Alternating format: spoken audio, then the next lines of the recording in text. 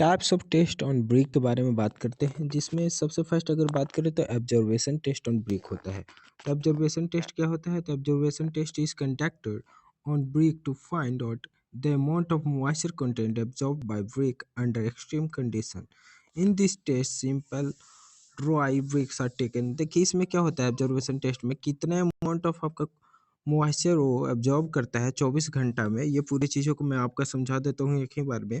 जैसा कि आप लोग ये फिगर देख रहे होंगे, इसमें बात करें कि देखिए हम लोग ब्रिक को क्या किए हैं, ब्रिक को हम लोग एक यहाँ पे बकेट लिए, बकेट में पानी डाले, उसके बाद ब्रिक को यहाँ पे सबमर्ज कर दिए।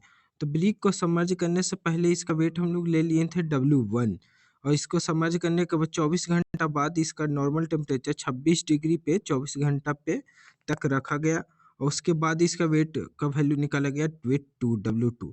तो इसका जो परसेंटेज है अमाउंट ऑफ मॉइस्चर कंटेंट कितना ये ऑब्जर्व करता है, इसी को यहाँ पे बोला जाता है कि observation water observation test on brick. तो ये कितना वैल्यू होगा?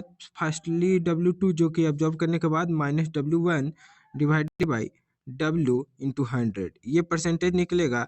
इसका जो वैल्यू होता है ये फर्स्ट क्लास, सेकंड क्लास और थर्ड क्लास ब्रिक के लिए कुछ कुछ वैल्यू है। जैसा परसेंटेज अगर बोले तो 20% ऑफ इट्स ड्राई वेट से ज़्यादा नहीं होना चाहिए, ये यहाँ पे IS कोड के द्वारा बोला गया है।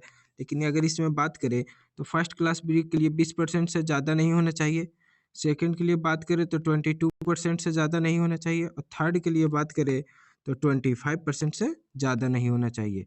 तो ये कुछ टेस्ट थे जिसमें वाटर ऑब्जर्वेशन टेस्ट में कुछ यहाँ पे वैल्यू आते हैं। इसके बाद बात करें crushing strength test on bricks. Crushing strength test on brick के बारे में बात करें तो crushing strength test is determined by placing brick in compression testing machine. After placing brick in compression testing machine, apply load on until bricks breaks and note on the value of failure load. Find out the crushing strength and value of brick. Minimum crushing strength of the brick 3.0। देखिए इसमें क्या किया जाता है, mainly brick को यहाँ पे crushing machine में धरा जाता है, और वहाँ पे तब तक लोड को लगाया जाता है जब तक ब्रिक क्या हो, टूट न जाए। यहाँ पे minimum crushing strength of brick अगर बात करें तो वो होता है 3.50 न्यूटन mm², ठीक है, और लेस देन 3.50 न्यूटन पर mm²। इसके बाद बात करें हार्डनेस ऑफ ब्रिक के, तो हार्डनेस ऑफ ब्रिक को कैसे चेक करेंगे? तो यहाँ पर स्क्रैचिंग करके चेक किया जाता है। अगर हम लोग नाखून से स्क्रैच करें इसके सरफेसेस पे, तो स्क्रैच करने के बाद अगर वहाँ पे कोई निशान नहीं रहता है तो क्या बोल सकते हैं कि वो ब्रिक हार्ड है। अगर if there is no scratch impression on the brick it is said to be hard, जैसे कि मैं आपको समझा दिया।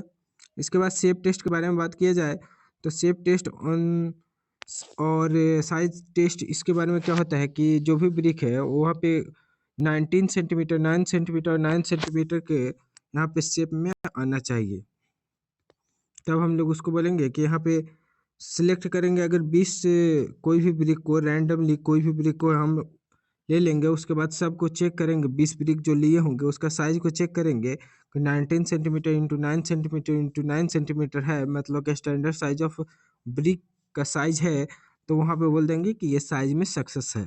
इसके बाद बोले कलर के बारे में बात करें तो कलर में क्या होता है कि a good brick should possesses bright and uniform colour through out its body. उसका ब्राइट कलर होना चाहिए, यूनिफॉर्म रेडिश कलर टाइप बोल सकते हैं कि रेडिश कलर टाइप होना चाहिए। इसके बाद एक बात आता है soundness of brick, soundness test on brick. देखिए साउंडनेस टेस्ट में क्या किया जाता है, दो ब्रिक को उठा लिया जाता है, कोई भी दो ब्रिक को, और उसके बाद इस टाइप में क्या उसको एक दूसरे से इम्पैक्ट करवाया जाता है, टकराया जाता है। तो उसके बाद में जो साउंड आना चाहिए वो रिंगिंग बेल साउंड आना चाहिए, वेल रिंगिंग के साउंड आना चाहिए, ठीक है। तो अगर वेल रिंगिंग के साउंड आ रहा है तो फर्स्ट क्लास ब्रिक है, अगर उससे थोड़ा स्लाइटली ब्लंट साउंड आ रहा है तो उसको हम लोग बोलते हैं कि वो सेकंड क्लास ब्रिक है, और ओवर बंट ब्रिक है। अगर अंडर बंट ब्रिक रहेगा तो उसमें से साउंड अच्छा नहीं आएगा। तो ये साउंड जो है हम आपको वीडियो सजेस्ट कर देंगे, उसमें आप लोग देख सकते हैं। स्ट्रक्चर ऑफ ब्रिक के बारे में बात करें, to know the structure of brick, pick one pick one brick randomly from the group and break it. Observe the inner portion और brick clearly it should be free from lumps and homogeneous. तो इसका structure क्या होगा, कोई भी brick को हम लोग ले लेंगे और उसके बाद उसको तोड़ कर देखेंगे उसके अंदर क्या कोई लम्प्स नहीं होना चाहिए, होमोजेनियस उसका शेप दिखना चाहिए, उसमें कोई भी बनावट में कोई यहाँ पे क्या हो कि लम्प्स वगैरह नहीं हो और ब्लैक पार्ट नहीं हो, तो हम लोग बोल सकते हैं कि वो ब्रिक का स्ट्रक्चर बहुत अच्छा था। इसके बाद बात करें कि एफ्लोरेसेंस के बारे में। अगर जब हम लोग ब्रिक बनाते हैं तो अगर उसमें कोई सोलूबल साल्ट मौजूद होता है तो उसमें क्या होता है कि ब्रिक के सरफेस पे कुछ इस टाइप का वाइट स्ट्रक्चर आपको आ जाएगा, तो यहाँ पे इसको बोला जाता है एफ्लोरेसेंस। तो इसको चेक करने के लिए यहाँ पे सोलूबल सॉल्ट अगर होता है तो to know the presence of soluble salt in a brick, place it in water bath for 24 hours and dry in shade. After the drying, observe the brick surface thoroughly. If there is any white or gray deposits, then it contains a soluble salt and not useful for construction.